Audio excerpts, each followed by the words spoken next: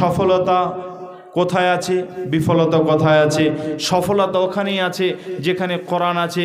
কোরআনের বাস্তবায়ন যদি আপনি জীবনে করেন তাহলে সফলতা পাবেন। আমি গুরুত্বপূর্ণ কথা বলবো। কি কথা বলি আপনাদের আগে বলে দিই যে ফেরেশতা দেখা যায়। বলবো ফেরেশতা দেখা যায়। ফেরেশতা কিভাবে দেখা যায় শোনেন। নবীজি বলছেন, একজন মুমূর্ষ ব্যক্তি, মৃত্যুশয্যায় সজ্জিত ব্যক্তি মারা যাচ্ছে। ওই মৃত্যুশয্যায় সজ্জিত ব্যক্তি যেই লোকটা মারা যাচ্ছে, ধরপড় করছে। বন্ধুরা আমার, আপনার আব্বা মারা গেছে, আপনার মা মারা গেছে, আপনার বোন মারা গেছে, আপনার আত্মীয় স্বজন যখন মারা গেছে, তখন আপনার আব্বা মারা যাওয়ার সময় আপনার আব্বার জানটা কবুজ করবে। এমন সময় ফেরেশতা এসেছে, অসংখ্য ফেরেশতা। আপনার আব্বার মুখে যদি জবানে কথা ছিল, তো আপনার আব্বা বলেছে, আপনার মা বলেছে, পায়ের দিকটা ফাঁকা করে দাও রে বেটা, পায়ের দিকটা ফাঁকা করে দাও। নাম ধরে ধরে ডেকেছে আর বলেছে পায়ের দিকটা ফাঁকা করে দাও। আপনি যদি আপনার বাপের ভাষা যদি না বুঝেছেন, অথবা আপনার বাপের জবানে কথা ছিল না, জবান বন্ধ হয়ে গেছে, তো ইশারা করেছে ওই জায়গাটা ফাঁকা করে দাও, পায়ের দিকটা ফাঁকা করে দাও। আপনার আব্বা যদি এটা বলতে নাও পেরেছে, তাহলে সে ছটপট করেছে, সে বলতে চেয়েছে পায়ের দিকটা ফাঁকা করে দাও। আজ থেকে আপনাদের বলছি, পায়ের দিকে মানুষ যখন মারা যাবে, পায়ের দিকটা ফাঁকা রাখবেন, কোনো মানুষ দাঁড়িয়ে থাকবেন না। কারণটা কি? বিশ্বনবী বলছেন, যে লোকটা মৃত্যুশয্যায় সজ্জিত, লোকটা মারা যাচ্ছে, মুমূর্ষ ব্যক্তি, ওই লোকটা মৃত্যুর সময় অসংখ্য ফেরেশতা তার কাছে আসে। যতদূর তার নজর যায়, যতদূর তার নজর যায়, ততদূর পর্যন্ত লোকটা ফেরেশতা দেখতে পায়। লোকটা যদি সৎ হয় তাহলে রহমতের ফেরেশতা দেখতে পায়। যতদূর তার নজর যায় ততদূর পর্যন্ত রহমতের ফেরেশতা দেখতে পায়। আর যদি লোকটা অসৎ হয়, যদি বদকার হয়, লোকটার আত্মা যদি খবিশ আত্মা হয়, তাহলে ওই লোকটার সামনে বদকার ফেরেশতা আসে। ওই লোকটার সামনে যতদূর তার নজর যায় ততদূর পর্যন্ত তার ওই বদকার ফেরেশতাদের, জাহান্নামের ফেরেশতাদের সে দেখতে পায়। আপনার বিবর্ষ চেহারা নিয়ে ওই ফেরেশতারা তার সামনে দাঁড়িয়ে থাকে, যতদূর নজর যায় ততদূর সে দেখতে পায়। ফেরেশতা দেখতে পাই, কিন্তু মৃত্যুর সময় আর কিছু করার থাকে না। আজরাইল আসার আগে এক ঝাঁক, এক দল ফেরেশতা ওই মুমূর্ষ ব্যক্তি যার জানটা কবুজ করা হবে, তার জানটা কবুজ করার আগে দুই ধরনের ফেরেশতা আসে। ভালো লোক হলে রহমতের ফেরেশতা, আর যদি ভালো লোক না হয় তাহলে গজবের ফেরেশতা আসে। আর যত দূর তার নজর যায় তত দূর সে দেখতে পায়। এজন্য মৃত্যুর শয্যায় সজ্জিত ব্যক্তি ওই সামনের দিকটা ফাঁকা করতে বলে। এটা আমরা বুঝি না, জানি না, খেয়াল করি না। এটা আপনার মাথায় রাখবেন। সামনের দিকটা, মা বোন আপনারা নজর রাখবেন, যে লোকটা মারা যাচ্ছে তার পায়ের দিকটা ফাঁকা রাখবেন, ওই দিকটাতে কেউ দাঁড়াবেন না। 2, নবীজি বলছেন, তারপরে আজরাইল আসেন, আসার পর তার জানটা কবুজ করে নিয়ে চলে যায়। ফেরেশতা দেখা যায়, সেটা আপনাকে বুঝিয়ে দিলাম। এবার কবরে আযাব হয়। 1 নাম্বার আযাব বললাম, সেটা হলো 2 দিককার মাটি সংকীর্ণ হয়ে যাওয়া। 2 নাম্বার আযাব হয়, রাসূলুল্লাহ সাল্লাল্লাহু আলাইহি ওয়াসাল্লাম বলেছেন, আবু সাঈদ খুদরি রাদিয়াল্লাহু তাআলা আনহু থেকে বর্ণিত হাদিস, নবীজি বলছেন, 99 তিনিয়ান, 99 তিনিয়ান।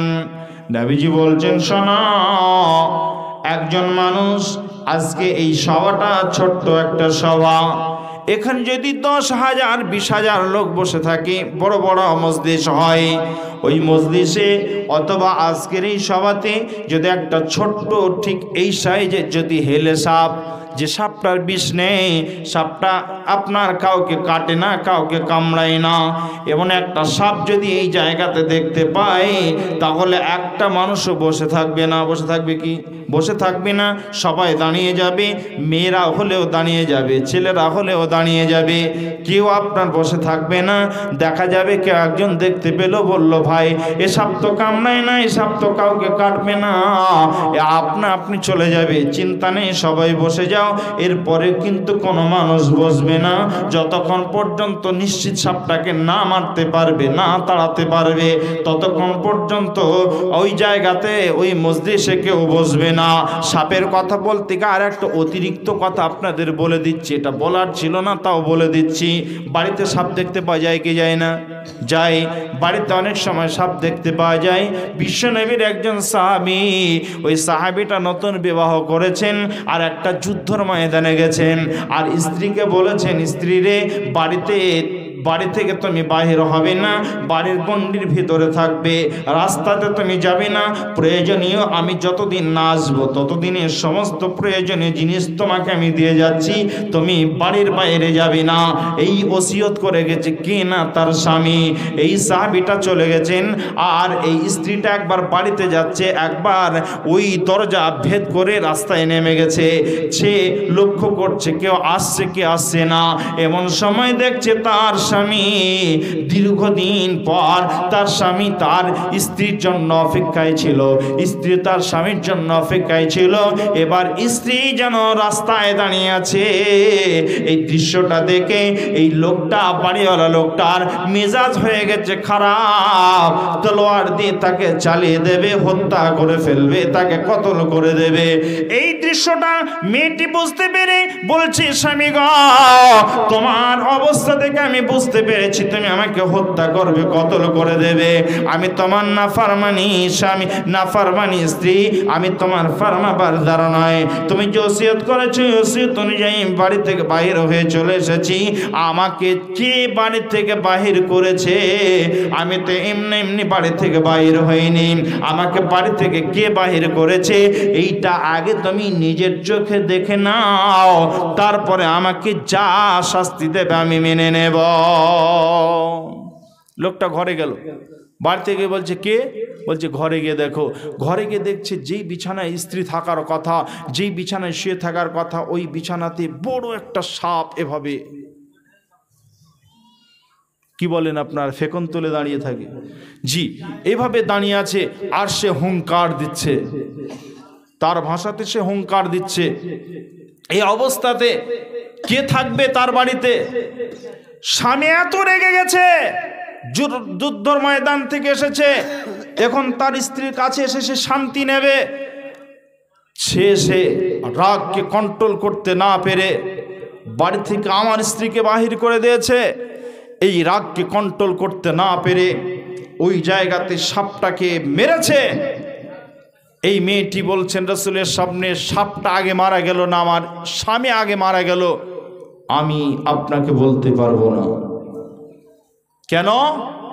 যেমনি সাপটাকে মেরেছে, সাপটা উল্টে তাকে মেরেছে।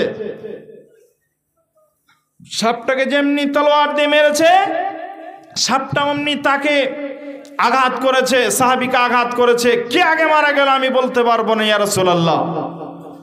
সঙ্গে সঙ্গে বিশ্বনবী বললেন, শোনো, আমার এই সাহাবী একটা ভুল করেছে, যার জন্য তার ভুলের মাসুল তাকে দিতে হলো। ঘরে যদি সাপ দেখা যায়, তাহলে সাপ দেখার পূর্বে, সাপ দেখার সঙ্গে সঙ্গে, সাপ মারার পূর্বে তাকে 3টা বাক্য বলতে হয়। সাপ যদি হও তাহলে তুমি চলে যাও, আর সাপ যদি না হও তাহলে আমার ঘর ছেড়ে চলে যাও, তোমরা আমার ঘর ছেড়ে চলে যাও। সাপ যদি হয় তাহলে সেখান থেকে আস্তে আস্তে যাবে, আর আপনি যখন কথাটা 3বার বলবেন, সাপ হলে পরে আপনি দেখতে পাবেন আপনার ঘরে আছে, অথবা সে কোনো দিক দিয়ে চলে যাচ্ছে। আর সাপ যদি না হয় তাহলে সঙ্গে সঙ্গে আপনার চোখের সামনে মিটে যাবে, সে আপনার বিলুপ্ত হয়ে যাবে। রাসূল বলতে চেয়েছেন, ঘরে সাপের রূপ ধরে আপনার ঘরে যে শয়তান থাকে, প্রত্যেকটা ঘরে আপনার শয়তান থাকে। শয়তান বিভিন্ন রূপ ধারণ করে, মানুষের ক্ষতি করার জন্য রূপ ধারণ করে। বন্ধুরে, এই কারণে আপনি এই বাক্যটা বলার পর মানলে পরে আপনার ক্ষতি করতে পারবে না। আর সে সুযোগ পেয়ে যাবে একটা, সে সময় পেয়ে যাবে, নিজেকে সে বাঁচার জন্য সে বিলুপ্ত হয়ে যাবে। আর যদি এটা না বলেন আর এরপরে যদি তার উপর আঘাত করতে যান, তাহলে আঘাতটা আপনারও হতে পারে। এই জন্য রাসূলের কথা বলেছেন, অতএব রাসূলের কথা না মানলে পারে ক্ষতি হতে পারে, ক্ষতি হবে। অতএব এই আমলটা আপনাদের করতে হবে। বাড়িতে সাপ দেখলে পারে, মেয়ে হোক অথবা ছেলে হোক, আপনার বাড়িতে এই কথাটা আপনাকে বলা লাগবে। সাপ দেখলেই বলতে হবে, জি ভাই এই আমলটা করতে হবে। করবো তো ইনশাল্লাহ, ইনশাল্লাহ। এবার একটা কথা বলি, রাসূল বলছেন প্রতিটা ঘরে শয়তান বসবাস করে, কিন্তু শয়তান দুটি কাজ করলে পারে শয়তান বাড়িতে আশ্রয় পায় না। এক নম্বরে বাড়িতে শয়তান খাবারও পায়, শয়তান থাকার জায়গাও পায়। আপনি যখন বাড়িতে প্রবেশ করবেন, সালাম দিয়ে প্রবেশ করবেন। আপনার স্ত্রী আছে, ছেলে আছে, মেয়ে আছে, অথবা বাড়িতে কেউ নেই, তারপরও আপনি যখন বাড়িতে প্রবেশ করবেন, বাড়িতে ঢোকার সঙ্গে সঙ্গে বলবেন আসসালামু আলাইকুম ওয়া রাহমাতুল্লাহ। তাহলে লাভটা কি হবে? শয়তান আপনার বাড়িতে থাকার আর স্থান পেল না। যদি সালাম না দেন তাহলে থাকার জায়গা পেল, আর যদি সালাম দেন তাহলে থাকার জায়গা শয়তানের হলো না। আর যদি খাবার খেতে গিয়ে বিসমিল্লাহ বলেন, তাহলে শয়তান আপনার খাবারও বাড়ির খেতে পারল না। আর যদি বিসমিল্লাহ না বলেন, তাহলে শয়তান খাবারও খেলো, আর আপনার বাড়িতে সালাম না দেওয়ার কারণে শয়তান থাকার জায়গাও পেল। তাহলে শয়তান থাকার জায়গা, শয়তানের থাকার জায়গা, শয়তানের খাবারের ব্যবস্থা আমরা নিজেরাই করে দিই। শয়তান নিজে নিজে করতে চাই না, আমরা নিজেরাই করে দিই। তাহলে এর সঙ্গে আর দুটো আমল করা যাবে কি? সালাম দিয়ে, সালাম দেওয়া অভ্যাস করো আমরা। তাহলে আপনার সালাম দেওয়া দেখে আপনার মেয়েটাও সালাম দেবে, আপনার স্ত্রীও সালাম দেবে। আমার ছোট্ট মেয়ে, আমার মেয়ের বয়স হলো 8.5 বছর, কেজি স্কুলে পড়ে। যখন বাড়িতে প্রবেশ করে, স্কুল থেকে আসে, তখন বাড়িতে প্রবেশ করে বলে আসসালামু আলাইকুম ওয়া রাহমাতুল্লাহ। বাড়ির বাইরে খেলতে গেছি, বাড়িতে যখন ঢুকবে তখন বলবে আসসালামু আলাইকুম ওয়া রাহমাতুল্লাহ। শিখলো কোথায়? আমার মেয়ে তো মাদ্রাসায় যায় না, মক্তবে পড়ার ব্যবস্থাও নেই, তাহলে শিখলো কোথায়? আমি যখন বাড়িতে প্রবেশ করি সালাম দিই, আমি যখন মোবাইলে কথা বলে সালাম দিই। আমার এই সালাম দেখে দেখে আমার মেয়েও শিখে নিয়েছে। আমার একটা ছোট্ট বাচ্চা আছে, ওই বাচ্চাটার বয়স হলো এখন বর্তমানে 2 বছর বয়স। আমি যখন বাড়ি যাই সালাম দিই, আমার ছেলের হাতটা নিয়ে মোসাফা করি। আমার ছেলে এই দেখে দেখে বাড়িতে যেই যায়, আমার অন্য ভাই পোড়া ভাতিজারা যখন যায়, তাদেরকে বলে একবার সালামটা নিয়ে নে। সে তো জানে না কি বলতে হয়, কথা ভালো বলতে পারে না। সে বলে আল্লাহ আল্লাহ, আল্লাহু আকবার, আল্লাহু আকবার ভালো বলতে পারে না, সালাম দিতে পারে না। যখন তার মা নামাজে দাঁড়ায়, তখন বাচ্চা দুটোকে 2 সাইডে দাঁড়িয়ে নেই, আর তাদেরকে বলে চলো একবার নামাজটা পড়ে নেই। এই করতে করতে শিখবে। আপনার মসজিদে নামাজ পড়তে যাবেন, আপনার নাতিকে নিয়ে যাবেন, পোতাকে নিয়ে যাবেন। আপনি যখন নামাজ পড়তে যাবেন, আপনার বাড়িতে আপনার ছেলে আছে, ছোট্ট বাচ্চা, তাকে নিয়ে যাবেন। তাহলে তারা খেলবে, তারা দৌড়াবে, তারা নাপানাপি করবে, নাচানাচি করবে। কোনো সময় তারা দেখবেন নামাজও পড়ছে। আজকে যখন আসরের কি মাগরিবের নামাজ পড়ছিলাম, পিছন দিক থেকে একটা ছেলে আল্লাহু আকবার বলে আমার তাকবীরের সঙ্গে সে তাকবীর দিচ্ছিল। আমার মনটা বড় হয়ে যাচ্ছিল। বন্ধুরে, এইরকম আচরণ আপনার প্রত্যেকটা বাচ্চারা হওয়া উচিত আছে। এভাবে আপনার বাচ্চাদের মসজিদে নিয়ে যাবেন, নামাজ পড়বেন, শিখবে, দেখবে। আপনি দোয়া শিখাবেন, বিসমিল্লাহ বলে খাবেন। যখন খাবেন তখন জোরে বিসমিল্লাহ বলবেন, খাওয়ার শেষ আলহামদুলিল্লাহ বলবেন। একটা পানি পান করলে পারে, 1 গ্লাস পানি পান করলে পারে 6টা সুন্নত রয়েছে। যখন আপনি এই সুন্নাহটা প্রয়োগ করবেন, আপনার ছোট্ট বাচ্চাটা শিখে যাবে। কার্টুন দেখে যদি সে শিখে যায়, কার্টুনের ওই আপনার অবস্থাগুলো দেখে যদি ব্যবস্থা করে নিতে পারে, সে যদি ওগুলো মনে রাখতে পারে, আপনি কার্টুনের পরিবর্তে যদি এগুলো আপনি আমল শুরু করেন, আপনার প্রতি আল্লাহ খুশি হবেন, আপনার প্রতি আল্লাহ রাজি হয়ে যাবেন। মায়েরা আমার বোনেরা, আপনার বাচ্চা বিসমিল্লাহ বলতে পারবে না। আপনার ছোট্ট শিশুটাকে যখন দুধ পান করাবেন, তখন চেষ্টা করবেন ডান দিকে দুধ পান করানোর। আর যখনই বাম দিক অথবা ডান দিক যেই দুধ পান করান না কেন, বিসমিল্লাহ বলে আপনার বাচ্চা বিসমিল্লাহ বলতে পারবে না। আপনি বিসমিল্লাহ বলবেন, তারপরে মোটাটা তার বুকে, মোটাটা আপনার ওই মোটাটা তার মুখে লাগিয়ে দেবেন। দুধটা সে চুষতে শুরু করবে, কি বলবেন? তার আগে চুষাবার আগে বিসমিল্লাহ বললেন। তাহলে আপনার ছেলেটার দেহ ভালো থাকবে, সুস্থ থাকবে, তার সঙ্গে শয়তান খেলো না, পান করলো না, অর্থাৎ শয়তান আশ্রয় পেল না। রাসূল বলেছেন, যখন সূর্য ডুববে, সূর্য যখন লালি দিয়ে পাটি ডুববে, তখন থেকে 1 ঘন্টা যাবত তোমরা বাচ্চাদেরকে ঘর থেকে বাহির করো না। আর আমাদের দিকের প্রথা হলো, মেয়েরা তখন রাস্তাতে তখন বাচ্চাকে নিয়ে বেড়ায়। আর মাগরিবের নামাজ হয়েছে, মানুষ সব লাইন দিয়ে হুজুরের কাছে গিয়ে দাঁড়িয়ে আছে, ফু দিয়ে নেবে। আমার বাচ্চাকে একদিনও ফোঁয়াতে হয় না, আমার বাচ্চাকে তো বাহির করি না। মাগরিবের সময় তো আমি বাহির করি না, ফু দিতে হবে কেন? আপনি তো বাচ্চাকে মাগরিবের সময় বাহির করেন, এই জন্য আপনার বাচ্চা কান্না থামাতে পারেন না। রাসূল বলছেন, ওই সময় শয়তান খেলা করে, আর শয়তান বাচ্চার মানে শরীরের পেটে গোঁতা দেয়, শরীরের বিভিন্ন জায়গায় সে গোঁতা দেয় আর ভয় দেখায়, এই জন্য বাচ্চার কান্না থামাতে পারে না। বন্ধু, রাসূল বলেছেন এই সময় তোমরা, রাসূল নিষেধ করেছেন এই সময় বাচ্চাকে তোমরা ঘর থেকে বাহির করবে না। আমরা বিফলতা নিজে নিজেই নিয়ে আসছি। সফলতা ছিল, কিন্তু সফলতাকে আমরা উপেক্ষা করে আমরা বিফলতার দিকে যাচ্ছি। এই জন্য সফলতা আমাদের পরিবারে নেই। জি, পরিবারে নেই। আপনার ছেলের যখন বিবাহ দেওয়ার জন্য মেয়ে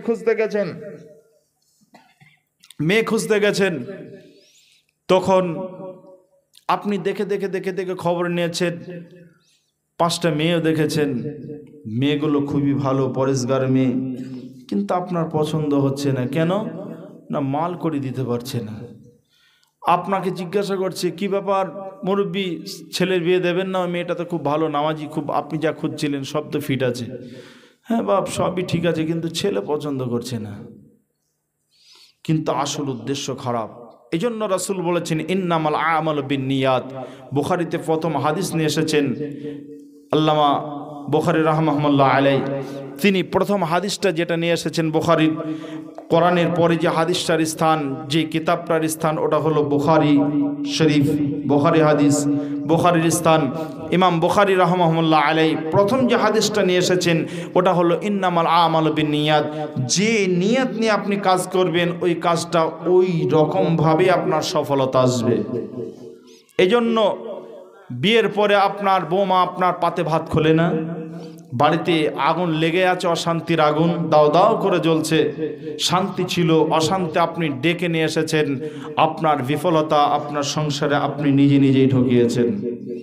সফলতা ছিল, কিন্তু বিফলতা নিয়ে এসেছেন। ভাইজান, আমি শেষ করছি। আপনাদের সামনে অনেক কথা বলতে বলতে আগিয়ে গেলাম। আপনাদেরকে বলছিলাম যে 5 প্রকারের আযাব হয়, তার মধ্যে 1 প্রকার বলেছি কবর সংকীর্ণ হয়ে যাওয়া। 2 নাম্বার কবরের আযাব হবে। রাসূল সাল্লাল্লাহু আলাইহি সাল্লাম বলছেন 2 নাম্বার কবরের আযাব হবে, সেটা হলো কবরের 2 নাম্বার আযাব, যেটা 99 তিনিয়ান, 99টা সাপ কবরে, ওই কবরস্থ ব্যক্তির উপরে মুসাল্লাত করে দেওয়া হবে। তার জন্য নির্ধারিত করে দেওয়া হবে, একটা সাপ যদি পৃথিবীতে একবার শ্বাস ছেড়ে দেয়, রাসূল বলছেন একবার যদি শ্বাস ছেড়ে দেয়, গোটা পৃথিবীর তৃণলতা, আপনার গাছপালা সবুজ থাকবে না, গোটা পৃথিবীতে কোনো প্রাণী বেঁচে থাকবে না, সব ধ্বংস হয়ে যাবে, মারা যাবে। এত বিষাক্ত এই বিষক্রিয়া, এর যে এত বিষক্রিয়া, এই বিষাক্ত সাপগুলো একটা নয়, দুটো নয়, 99টা কবরে থাকবে, আর বারবার কবরস্থ ব্যক্তিকে দংশন করতেই থাকবে। 2 নাম্বার আযাব। 3 নাম্বার আযাব কি? বিশ্বনবী বলছেন প্রত্যেকটার পিছনে একটা করে দলিল আছে, হাদিস আছে, কোরআনের আয়াত আছে, কিন্তু সময় নেই, শেষের দিকে আমি চলে এসেছি। রাসূল বলছেন কথা বলা করে সংক্ষেপে বলে দিচ্ছি, 3 নম্বর কবরের আযাব হলো, নবীজি বলছেন 3 নম্বর কবরের আযাব হলো, আমরা বাড়িতে বিছু দেখতে পাই, বিছি, যেটাকে আমরা আমাদের চলতি ভাষায় বলি বিছি। ওই বিছুটা যখন দেখতে পাই তখন বিছুটা এই প্রকারের হয়, আঙুলের সমান হয়, একটু বড় হয়। জি, ওটা যদি কাউকে কামড়িয়ে দেয়, দংশন করে দেয়, বিষে থাকতে পারে না, হয় কি হয় না? কিন্তু রাসূল বলছেন খরগোশ দেখেছেন আপনারা? খরগোশ যত বড় ঠিক অত বড় বড় আপনার বিষাক্ত বিষাক্ত বিছু কবরে অসংখ্য দেওয়া হবে, গিজ গিজ গিজ গিজ গিজ গিজ করবে, আর ওই বিছুগুলো কামড়াতে থাকবে, মাংস পর্যন্ত তুলে নেবে। এটা হলো 3 নম্বর আযাব। 4 নম্বর আযাব কি? নবীজি বলছেন কবরের সঙ্গে জাহান্নামের সুড়ঙ্গ তৈরি করে দেওয়া হবে। কবরে জাহান্নামের আগুন দাও দাও দাও দাও করে আসবে, আর আগুনে আপনাকে জ্বালিয়ে পুড়িয়ে শেষ করে দেবে, আবার নতুন চামড়া গজাবে, নতুন হয়ে যাবেন, আবার পোড়াবে। এভাবে 4 নম্বর আযাব কবরে চলমান থাকবে। 5 নম্বর নবীজি বলছেন নির্দয় 2 জন ফেরেশতা আসবে, যারা বধির কানে শুনতে পাবে না, তাদের হৃদয়ে কোনো রহম থাকবে না। এই রকম নির্দয় ফেরেশতা আসার পর ওই ফেরেশতাগুলো 2টি হাতুড়ি নিয়ে, মোটা মোটা হাতুড়ি নিয়ে, লোহার হাতুড়ি নিয়ে পর্যায়ক্রমে একটার পর একটা পালাক্রমে তারা মারতেই থাকবে, মারতেই থাকবে। 2000 5000 হবে না ভাই শেষে? আচ্ছা 5000 করে দেন তো, কথাটা রাখেন না জি, ঈদ গোরস্থানের জন্য করেন। কত? আর একটু বাড়বে না? জুলুম হয়ে যাচ্ছে। কি করেন আপনি? মাছের ব্যবসা বলতে পুকুরের ব্যবসা? দেখেন, চেষ্টা করেন, আবার 1 বছর পর হয়তো হতে পারে জালসা, নাকি? আর নাও হতে পারে, হতেও পারে, নাও হতে পারে। আপনি 1 বছর পর দেবেন, 1 বছরের মধ্যে দিয়ে দেবেন। আমার মাদ্রাসাতে কালেকশন হয়েছে, আপনাকে একটু বলি, মানুষ কত যে ভালো আছে। রাসূল বলেছেন দান করলে পারে আমি বরকত দিই। তার জ্বলন্ত উদাহরণ হলো আমার এলাকা, আমি যে এলাকায় থাকি। ভালো করে শোনেন, তারপর দানটা করবেন। আমার এলাকাতে একজন মানুষ দিয়েছেন 3.5 লক্ষ টাকা, পুনে 2 বিঘা জমি দিয়েছে। 33 শতকে আমাদের বিঘা, পুনে 2 বিঘা জমি দিয়েছে। যে জমির দাম হলো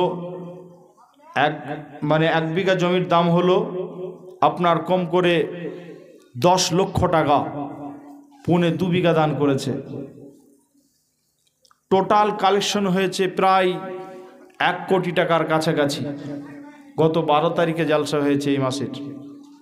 মানুষকে আল্লাহ তাআলা যেমন দিয়েছেন তেমনি মানুষ আল্লাহর রাস্তায় দান করেছেন। আল্লাহ তাআলা খুব ভালো রেখেছেন, এলাকাকে খুব বরকত দিয়েছেন আল্লাহ তাআলা। ব্যবসা বাণিজ্যে আপনার চাষবাসে খুবই উন্নত। মাদ্রাসা করার আগে এত উন্নত ছিল না। তো ভাইজান আল্লাহ তাআলা আপনাকে বরকত দেবেন। রাস্তাঘাট অনেক অ্যাক্সিডেন্ট হয়, আল্লাহ তাআলা হেফাজত করবেন, বাড়ির সকলকে হেফাজত করবেন। 5000 টাকা দাবি রাখছে, আপনি 3000 বলেছেন, আর 2000 টাকা আল্লাহ ব্যবস্থা করে দেবেন ইনশাআল্লাহ। নেকির কাজে শুধুমাত্র নিয়ত করতে হয়, আল্লাহ পূর্ণ করে দেওয়ার মালিক আল্লাহ। আপনার ক্ষমতা আছে 3000 টাকা দেওয়ার ক্ষমতা নেই, আপনি 5000 টাকা দেওয়ারও ক্ষমতা আপনার নেই, আল্লাহ আপনাকে ক্ষমতা দিয়ে দেবেন ইনশাআল্লাহ। জি, 5000 টাকা আল্লাহ তাআলা ওনার দানকে তুমি কবুল করে নাও। কি নাম ভাইয়ের? নূর ইসলাম ভাই আমার 5000 টাকা দিলেন। আল্লাহ তার দানকে তুমি কবুল করে নাও, মঞ্জুর করে নাও, মনের বাসনা পূরণ করে দাও। আল্লাহ রুজি রোজগার বরকত দিও। আল্লাহ সুখের জীবন তুমি আল্লাহ তাকে দান করো। আল্লাহ তাআলা তুমি এ ভাইয়ের দানকে আল্লাহ কবুল করে নাও, মনের বাসনা পূরণ করে দাও। আল্লাহ রুজি রোজগার বরকত দিও। আল্লাহ তুমি আয় উন্নতি